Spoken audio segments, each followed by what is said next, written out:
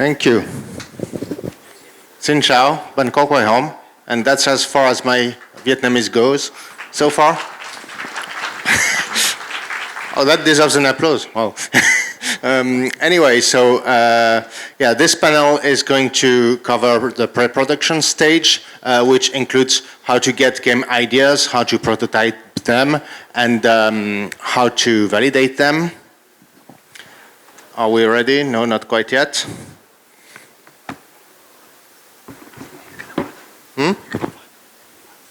Okay, I'll invite the panelists anyway. So there's Phil Tran from Glass Egg.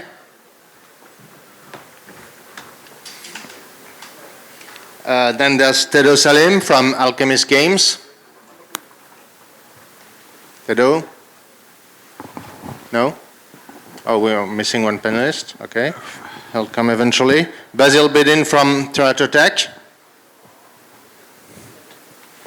And Tony Zander from Vectr Ventures. Yeah, Tony. So we're missing Tedo. Eventually he'll join. Okay. Oh, here he is. Okay.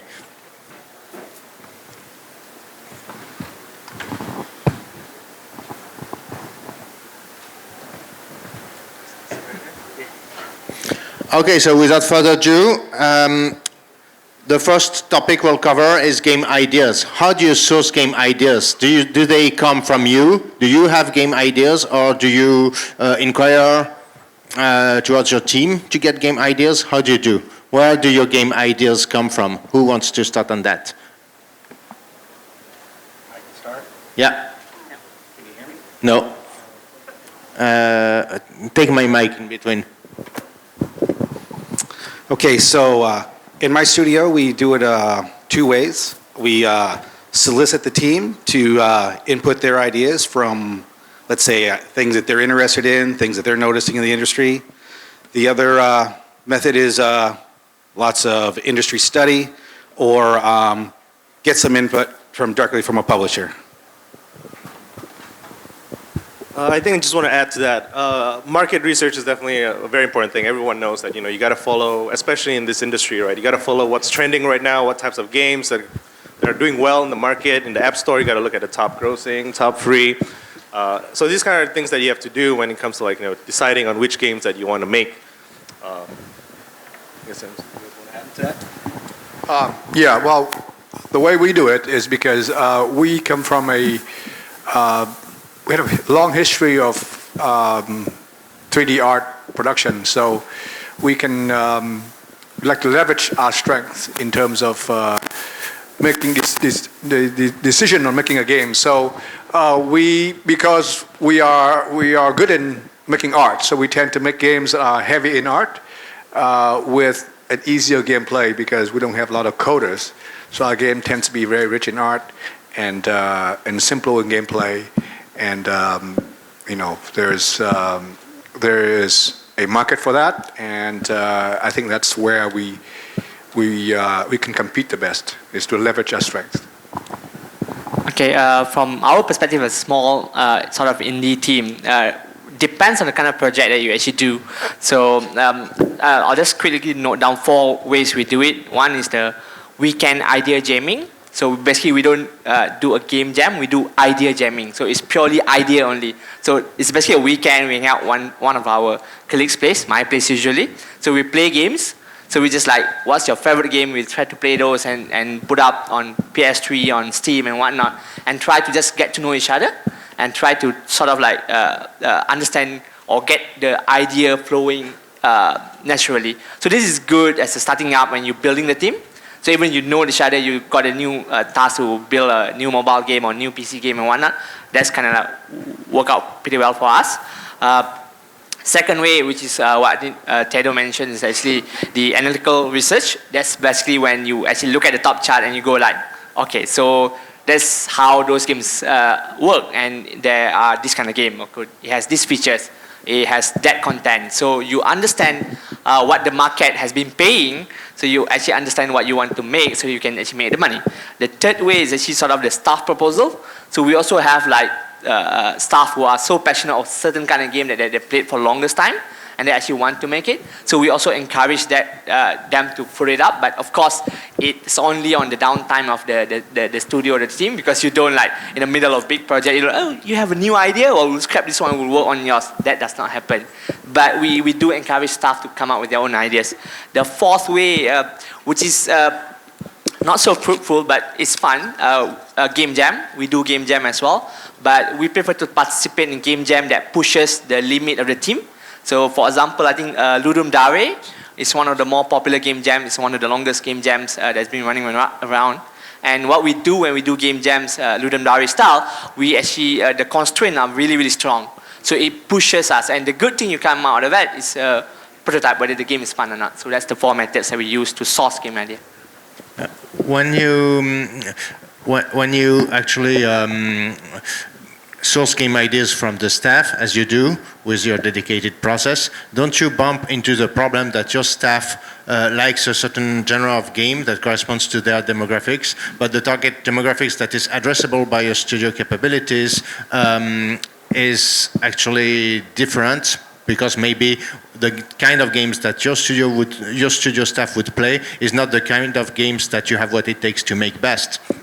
So generally, it's come up with awareness. I think, of course, if the team is playing Dota 2 and they come to the studio, hey, there's 8 of us, let's make Dota 2. We'll go like, we're not Valve. Right? So I think it's being honest with the team, so being very realistic on what we can do.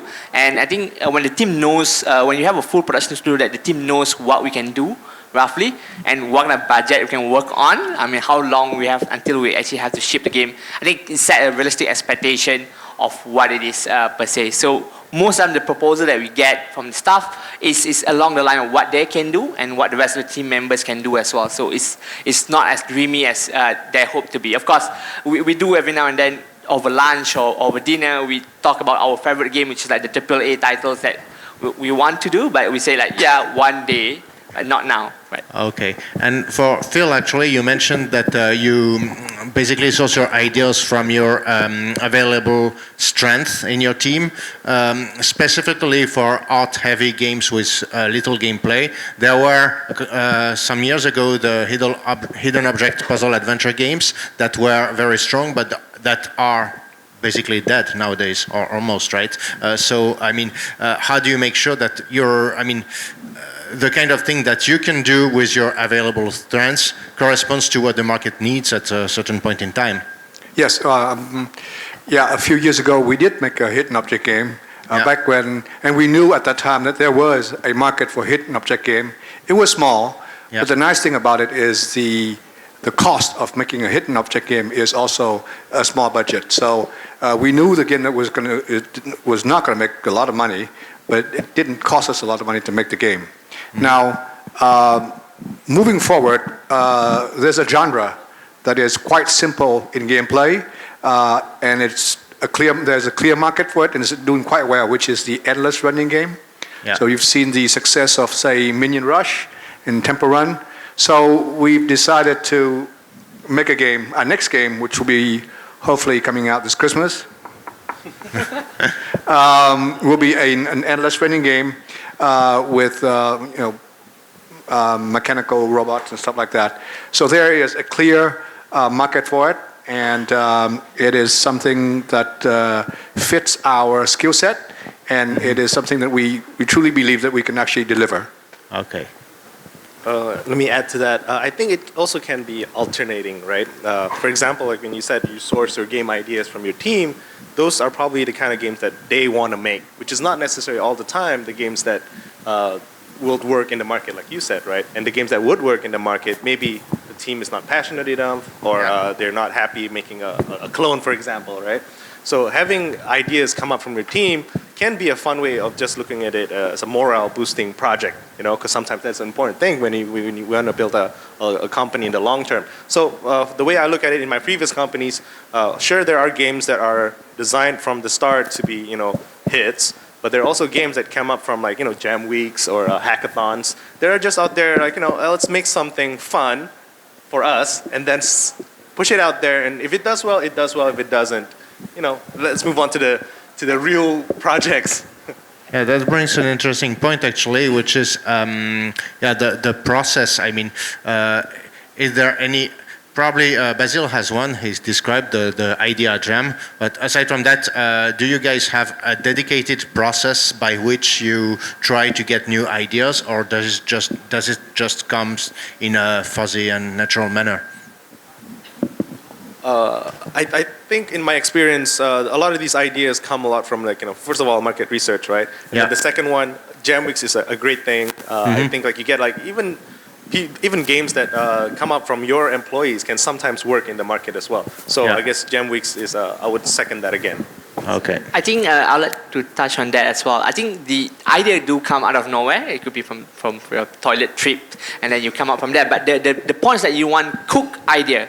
You don't want uncooked idea, because ideas that come out of nowhere it's not developed idea. So you want enable the team to actually sort of know that in 6 months' time we're going to have this company retreat or team retreat, and we're going to do idea jamming or game jam over the weekend, and I can pitch my idea. So that's when you enable the team to have that long-term mindset. So they actually accumulated enough ideas throughout the year, and when they get to the time that they can share it, it's a lot more well-developed than the one that they just taught yesterday. And the other thing that we realized is that you cannot force idea. So when we did the weekend idea jamming, you can't expect to spend 2 days and you get the best idea out of it. You don't.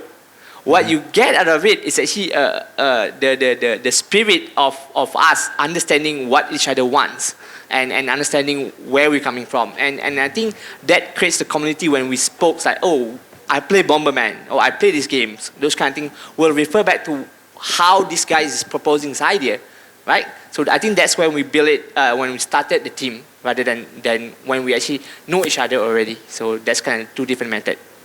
Okay. Now, I mean, once an idea has been selected for further exploration, what are the steps between that and the point where you can make a go or no-go decision about making the game an actual project? In particular, how many milestones you have in that step? And do you start with a concept document, or do you rather start with a prototype right away? Anybody on that? Okay, so for us, we've got basically 2 milestone gates before we get to pre-production. There's a concept stage, so it's basically an ask. You present an idea in a PPT, you ask for a small team, small budget, to then move into a design phase. The design phase is a show me phase. You build out your characters, your environments, your game design.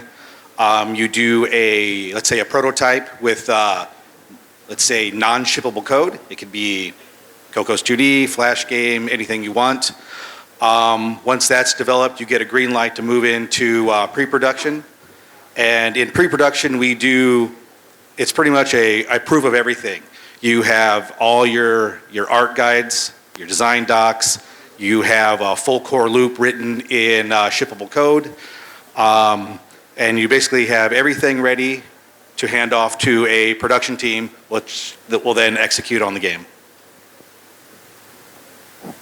Just to clarify, that comes from the experience of you being in Zynga, right? So large studios with different Sure, teams. I'll say those are from large budget productions, not in indie studio. Yeah. So you do have separate team from pre-productions and the production themselves, right? Generally, the pre-production team will be it's a small subset of a team. Some of them will stay on for the production aspect, but some of them will, kind of like a SWAT team idea. They'll move on to the next pre-production. I think to add to that, because my previous company was Gree, which is a competitor to Zynga.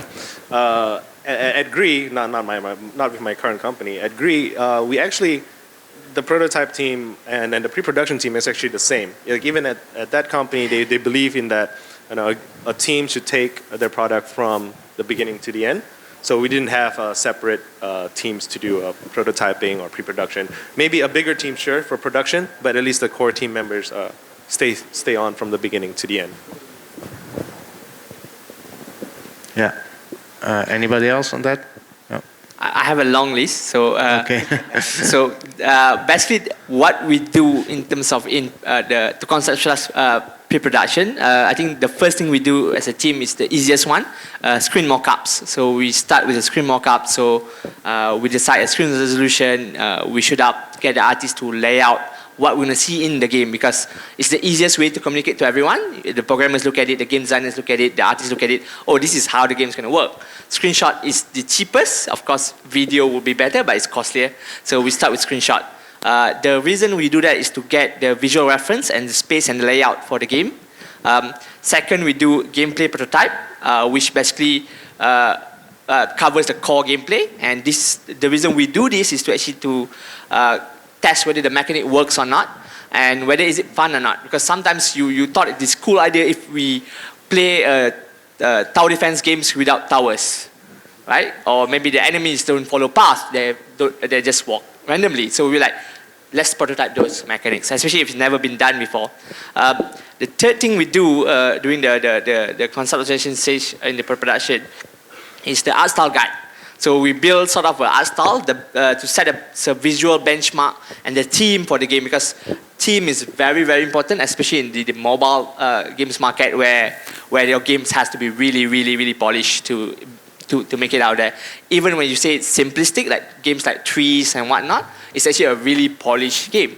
It's just that it looks simplistic. Our minimalistic design. We do game design doc, whereby we actually create the game system and the rule set.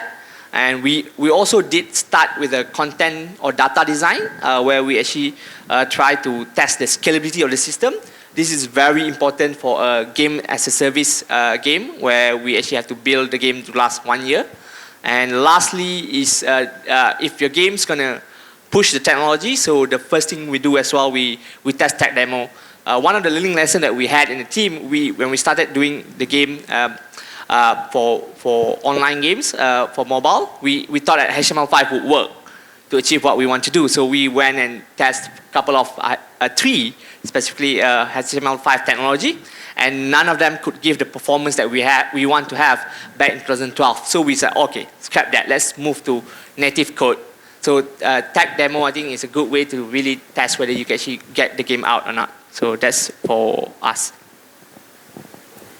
Yeah.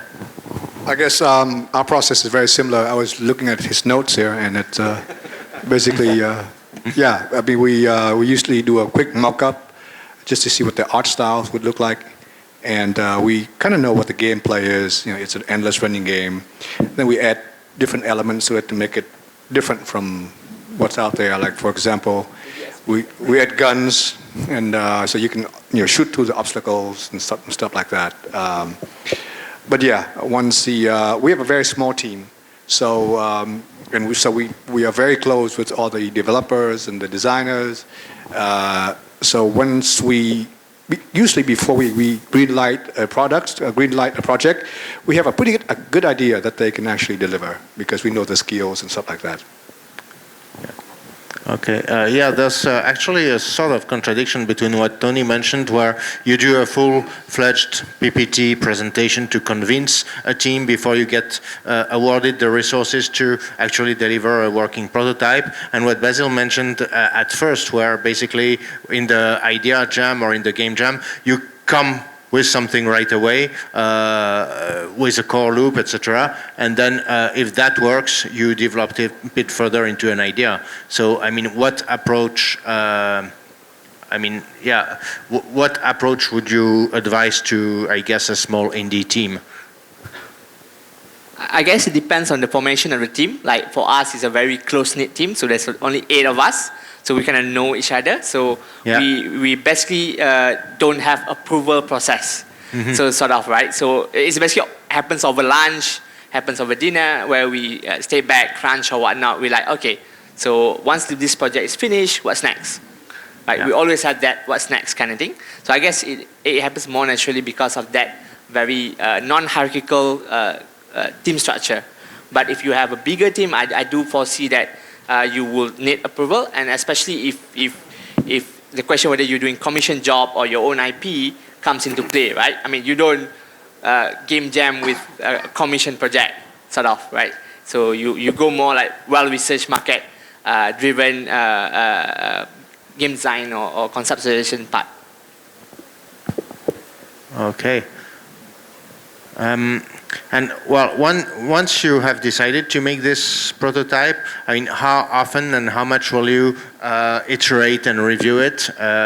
Do you personally, as a, let's say, company head, require to have a window of visibility like every week on how it's going, or how does it work? I guess when you talk about how long to make a prototype, right? Yeah. It's always a trade-off because, again, it also depends on what type of games you're making. If you're trying to make something that follows along the trend of the market, then it probably doesn't make sense to spend too much time at the prototype because, by the time you're done, 6 months to 1 year later, the trend has moved on. Yeah. Right? So, but if you're trying to make something, a very innovative gameplay or something that no one has ever seen before, then it probably makes more sense to spend much more effort and resources on the prototype before actually even greenlighting it, right? So I guess it also depends on the type of game that your type of market, the type of genre that you're trying to go for. Mm-hmm.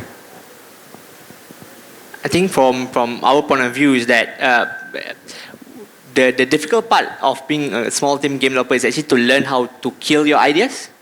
Because I think that's the toughest part, right? You got to let it go if it doesn't work. And I think the challenge is that because when you're small and you're running on resources, that's like you need to make sure that you don't overdo it. You don't cling to a lost cause. So I think what we do is that every month or so we do a review. Yeah. And we decide whether we want to just go forward or just move on. So it can only work if we have multiple projects. So we always have at least 2 projects running in the team. So one that's full on, one that's we cooking up for the next one. Yeah. So when we can let go and we can take time to actually come up with a new one. So that's because we still have something that we are working on full production. So that's sort of how we do it. Yeah. Okay. Okay. So yeah, in terms of precisely killing your ideas or actually greenlighting them, what are you looking to get at minima? I mean, if the gameplay is fun and people enjoy playing the game, is it a go, or does there need to be more than that? At what stage? At what stage of what? Can you repeat the question? Okay, so my question would be, well, let's say, okay, the last stage of pre-production before you give a go to production and you're like, okay, I'm going to make this game. What do you need to have at minima to make that decision? Well, from what I've been doing in the past is you get basically it's a full core game loop, 1 hour of gameplay, all the documentation and all the tooling to move into production. I mean, that's how we run pre-production is you have to prove you have the team, the technology, and the time to actually build what you've designed. So there's a significant amount of effort put behind the proof of this for at least for large production. Yeah, because I mean, for a small studio like us, you're talking about alpha there, right? Before you go to production. I would agree for indie studios. I would agree. So the I mean, well, to phrase the question a bit differently, I mean, what are go or no-go factors? For example, if you don't have the art style finalized yet, is that a risk, or do you already know that anyway? I mean, it has yet to be validated, but that will not be a a life or death issue for the project. I'll also say it depends on the kind of game you make. So if the game that is very mechanically driven and the gameplay is the core, then the art can be decided later.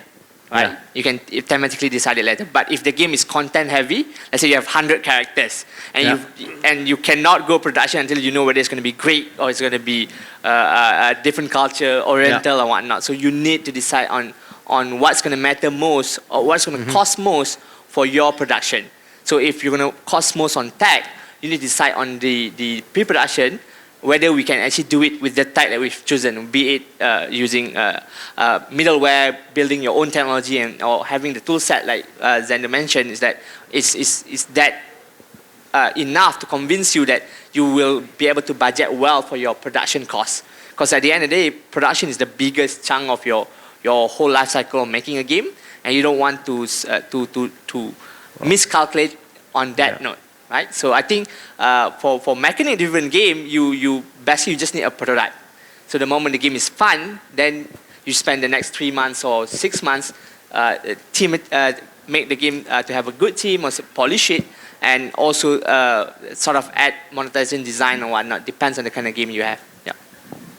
I guess to add from my prior experiences as well in a bigger company, I guess it's actually a counter argument to what Bazil just said, because user acquisition is a very big thing in our it's a very big problem in our industry right now, right? It's a very expensive thing, a very big effort, and so all the way when you start making a game, even in pre-production, at least for back in my previous company, we were already looking into how well this art style is going to do in the market. Is it going to have a high SPI or then another art style perhaps?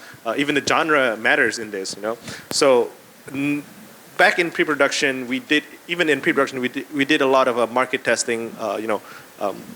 Guy A versus guy B. Different art style. Maybe one has bigger eyes, one has smaller eyes, smaller mouths, or bigger whatever. We did A/B testings even at the pre-production stage. That's which one tests interesting. better? And then not even just that, even animations. We also did some short loops. We already did some testing of that in the pre-production stage. So I guess my point is that we already started taking into account how easy we can do marketing for the game, even at pre-production. Yeah, I can definitely agree with that. Just want to ask on one note, how about the title?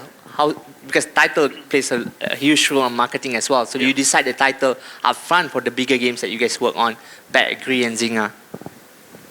For us, not the title. Title actually came in much later. We had like a code name for the game, and then of course an extensive user survey was done for the actual finished title.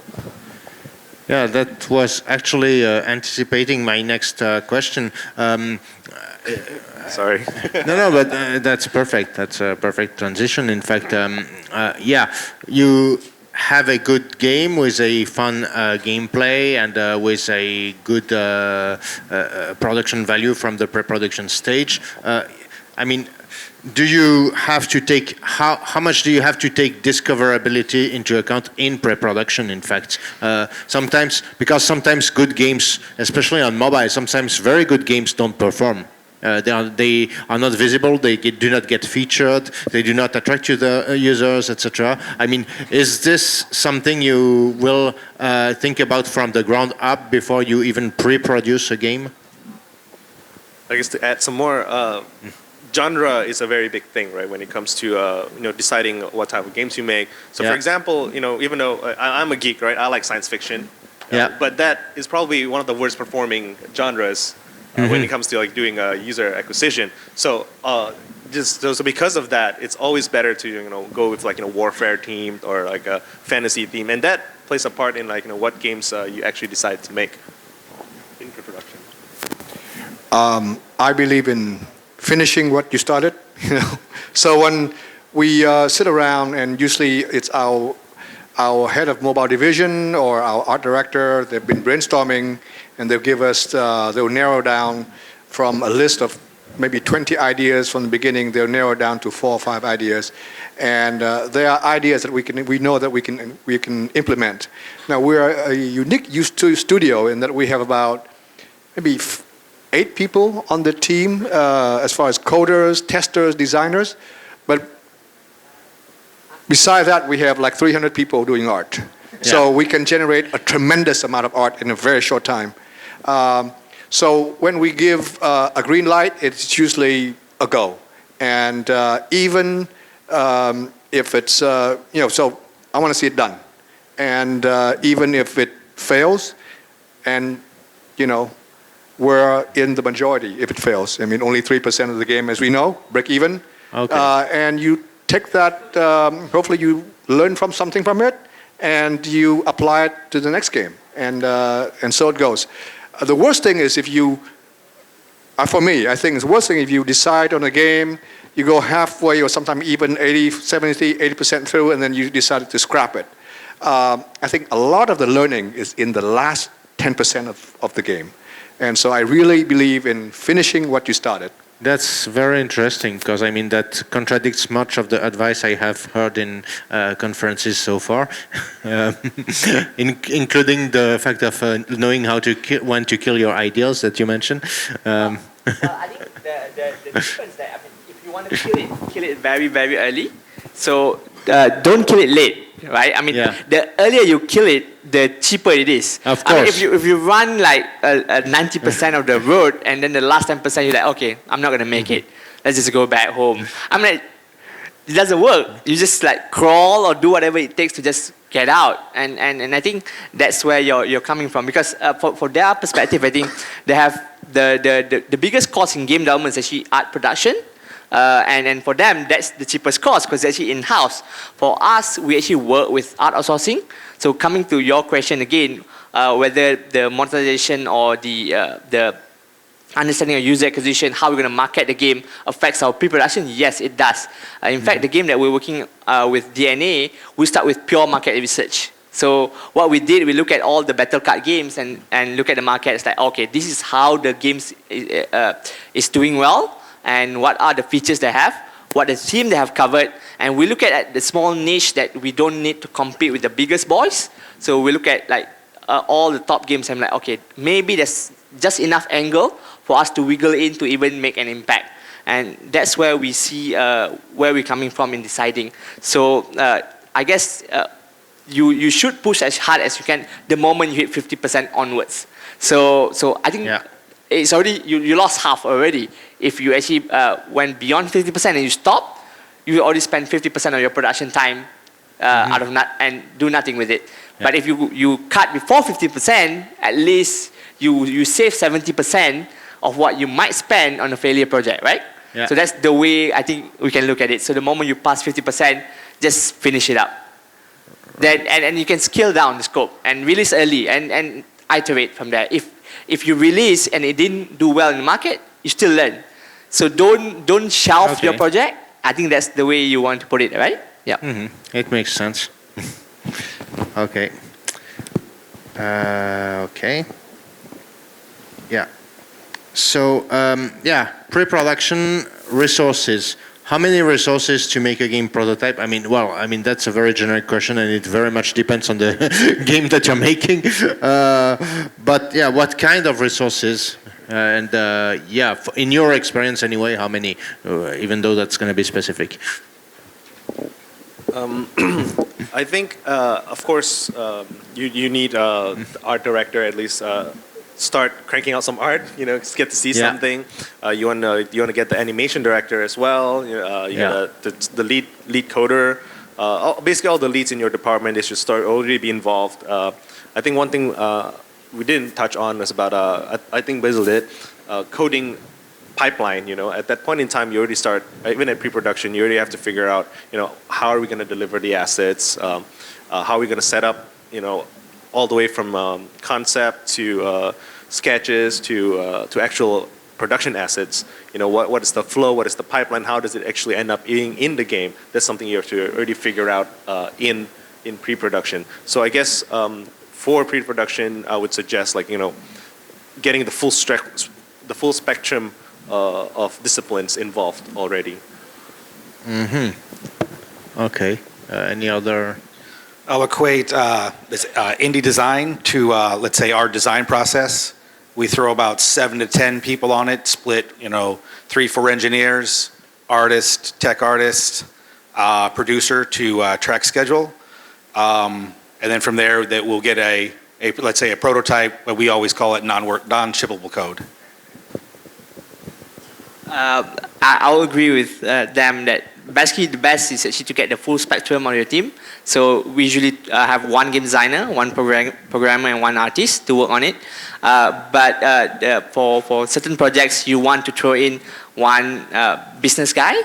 to actually take care of the monetization design, because you don't want to design a game without having an idea on how to monetize at the end of the day, because you're not making the games for free, you're making the games for a living. So I guess that's new to us, because when we started as well back then, we make a lot of single player games, but when we make an online games, the monetization part is actually important integral part of the game design, because you figure out what should be free for the content for the user, what should be made premium, and how you're going to catalyze the conversion between the users, and design your game around that notion of gameplay experience. So I think that's now there's 4 then for us. Okay. Very similar in my case. We would have a very small team, maybe 4 or 5 people, and we'll do just one scenario, one gameplay scenario, and I call it a proof of concept, just to make sure that it feels the way that we want it to feel, and that our engineers and our designers can do it, can make the game. So just make one simple module, and if that looks good, it feels good, it's a go. Okay. From what has been said, this brings actually more questions. One thing is, you want to validate the art style, you said, so you want the art director involved, etc. But if you have all of the things that you want to validate at the same time, aren't you actually wasting money? Because let's say you had a good gameplay on paper or on your PPT, but the functional game loop shows you that the gameplay is not actually workable and you want to scrap the project. What if your art team has already been starting working on something? I mean, isn't it, shouldn't there be a sequence of things you do in pre-production rather than do everything at the same time? I'll quickly jump into that. Yeah. We'll always reuse. I think we still use, when we start the pre-production, we use art asset from the 3 previous scrap idea that we've shot down the last 2 years, right? We just like, oh, you need a button, you need a character, let's take it from that game. Oh, remember that one we did 2 years ago? Maybe we can use that. So I think it's not totally thrown out, it's actually part of the company library of things that we can pull and use quickly for the prototype. Of course, when you're trying new style, for example, we never done a chibi character. Of course, that's something that you have to create new, but the next time you want to use another chibi character or art style in any game, we just use it again. So that's sort of like building modular pieces that we can actually use quickly for mock-ups purposes. Yeah. I think helps in terms of quickly doing a lot of cheaper pre-production at the start. Okay. Basically, that is the answer that I was going to give, because even though it's asset for that game, it doesn't necessarily have to stay within that game. It could be for future use. And of course, when you're doing market validation for an art style, it can also be brought forward. People will still kind of like that art style for a different type of game. It doesn't have to be just for that one that you just scrapped. So it's not totally wasted dollars there. Okay, and the other thing that came to my mind is monetization, which you mentioned is something to take into account into pre-production.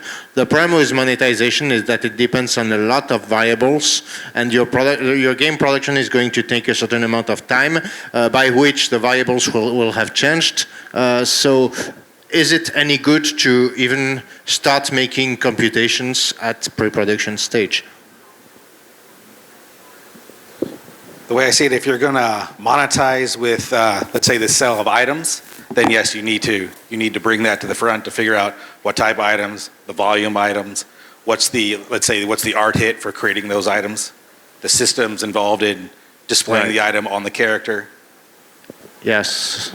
I think Tony earlier mentioned core loops being involved in the pre-production prototype. I think that's important as well, because once you have a core loop ready in your prototype, you can see where are the gatings in your game going to happen. Because that's where, let's say, you energy gate it, or let's say you sort of like level gate it. So that's kind of things like you want to monetize as well. Yeah. So if you see that in your pre-production, it also helps like validating like whether this game is actually going to make money or not. So yes, going back to his other point, having a complete core loop is important, I think, even at that stage. Yeah. Maybe not fully balanced, but at least you get a good sense of how people are going to spend money in your game. Go ahead. Sorry. I think I'll +1 vote for that, definitely. Because I think the core loop defines how you can monetize. I mean, if you have a very short session gameplay, I mean, things like Flappy Bird, the way to monetize the best way is actually ads, right? I mean, you're going to die in the next 2.5 seconds. So just going to load the next ad, right? So I think that works really well, but for games that have a long session or maybe a long LTV or a long retention where player plays more than 3 months, then you know that the player invested in building their deck, building their troops, their guild, their clans, and their units, then you know where you can monetize it as well in terms of selling card packs and selling content, selling items, weapon, and whatnot. So I think the core loops, how the game is going to play and work, will define sort of the parameters of what can you monetize, right? And when you know are those, it should be done in the pre-production as well. You shouldn't want to go into production not knowing what to monetize because, for example, let's say your games have a lot of items and you want the items to be the most valuable thing to be sold for premium and the freemium content. So you know that item will be more important than characters, right? Yeah. But if your game is selling character units and costumes, then you want to make sure that the production is focused on building those costumes, the customizable costumes and so on. For example, like Jetpack Joyride, right? Yeah. It's a good example from Half-Brick that the gameplay has not changed as much, but they changed a lot of the costumes. I mean, I still remember trying so hard to get the Dragon Ball costume in that game because I just want to have Dragon Ball costume for my character. So I think that depends on the kind of game you're doing, and the core loop will define it because Half-Brick's Jetpack Joyride is endless gameplay. You're just going to die and try again, and that kind of content can be monetized that way. Okay. Nothing new to add here, but when we look at the different pitches that we have in the company, from the management perspective, the one thing we ask is how we're going to monetize. I mean, that's always very, very high on our list. And so the designers, when they come to pitch ideas to us, that question has to be answered. Before it can be a game has a chance. I just don't like games where you just get eyeballs. So it has to monetize. And it's very So the designer has to think about monetization very early on. Okay, yeah. So what I get from what has been said, in fact, is that the system of monetization has to be thought about from the earliest stage. However, the parameters will evolve depending on where the game goes during production and where the market goes. Yeah.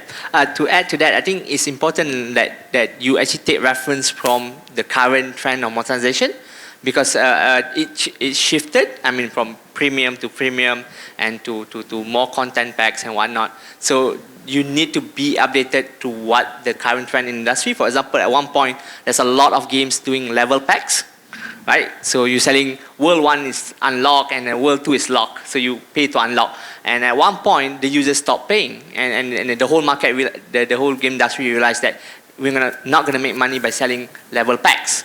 Yeah. So people actually shifted from doing level packs because the user felt restrictive, being like, okay, you give me one world to play with 20 levels, I want 10 worlds. What's about the other levels? So this kind of thing. So that's shifted to more vanity item, where they give more towards the character upgrades and whatnot. And that works a lot better because the player don't feel constrained, don't feel that the game's trying to make him pay for what he's consuming at the end of the day. So I think keeping an eye on the market trends is really, really helpful. And I think at the moment there's a fatigue sort of towards the hardcore monetization free-to-play model, sort of like the same thing what happened when back in the Zynga days, where there's a lot of users who got burned because there's a lot of games pushing for social promotion and whatnot. So, but now it's coming back with the Pirate Kings and whatnot. So I think it's a trend and cycle. So you just as you schedule your releases, you need to be aware of what's to do now and what not to do now. And be careful around that line, yeah. But the core most probably wouldn't change. It's more on your pricing point and your packages, how you sell things or what you sell. And I think that's going to change, yeah. Okay. Yeah. I guess I wanted to add also, again, Yes, you know, when you're touching about the trends, like, you know, today we see a lot of games come up like the rewarded video ads built into the games, right? Yeah. And that, I think the reasons those games are successful is because they're so tied into their gameplay. Like it is already part of the game. It's not something just tack on at like, you know, at beta or alpha. It's something, I think at pre-production they were already thinking about, we're going to do rewarded video ads. And this goes back to the fact that, you know, when you do prototype, I guess I don't agree with doing prototyping phase or pre-production phase too long, especially because of this reason. Because, you know, if you do it too long, then what you plan and what you think is going to be successful now may not be successful once you actually release in a year from now, for example. Yeah. You know, rewarded video ads, if you want to do it right now, maybe it's too late, who knows, right? So I guess this is also an argument against having too long of a pre-production phase, prototyping phase. Okay. Okay, I guess we have time for one last question. So I would actually ask a question on a topic we haven't covered. In your staff, do you have resources that are dedicated to concept and pre-production, or do you just use every resource depending on availability? Do you rotate resources between production and pre-production, or do you really have resources that are excellent at pre-producing games? I have a core concept team that's solely dedicated for, let's say, the conceptualization portion of it. Ideation, they sit with a game designer and they just iterate on ideas. Okay. I would say that would be the only team members I have that are dedicated solely to this topic. We don't. We only have 8, so everybody does everything. Yeah, same here. Yeah. Yeah, we have an art director who is also a game idea guy. And he and a small group of artists and managers and producers get together and they brainstorm and they pitch to us the ideas that they have. And it's usually, we think that this segment of, there's a clear market size in this segment of mobile game here, and this is an area that we're given our skills and our resources can compete in. That's kind of how we do it. Okay.